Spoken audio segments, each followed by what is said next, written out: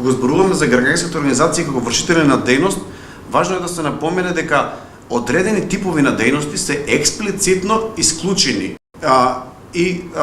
за нив и се ослободени од плаќање на данок на додадена вредност без право на одбивка. Тука пред се би ги иствоил дејностите во областа на културата, социјалната заштита, образованието и младите. Меѓутоа и овде идентификувавме некои неусогласености измеѓу нашиот закон за ДДВ и ЕУ директивата моментална која што е во однос на ДДВ.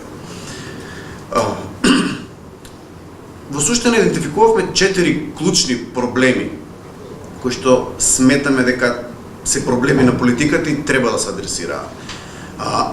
Првиот проблем е отсуството на јасни и прецизни одредби како во законската, меѓутоа така особено во подзаконската рамка кои што уредуваат кои лица и во кои случаи се обврзани да се регистрираат како ДДВ обврзници.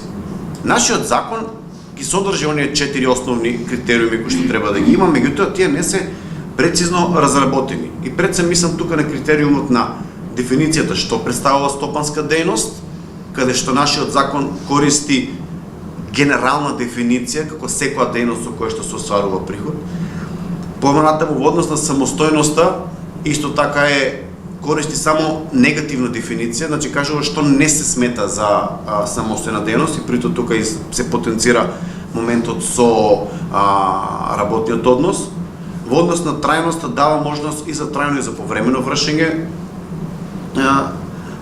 и дава можност за повремено и за трајно вршење на дејност.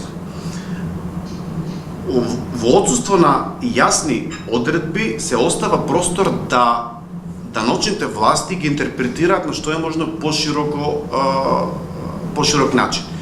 Овде би ги издвоил само што за нас беше многу индикативно, управата во писмото, во објавата ги наведе дека и приходите кои што се од стекнати врз основа на членство во надзорни тела го смета за стопанска дејност, што е крајно дискутабилно од аспект на дали постои самостојност кога ти си член на надзорно тело во некое трговско друштво, дали има момент на самостојност или тој момент не е присутен.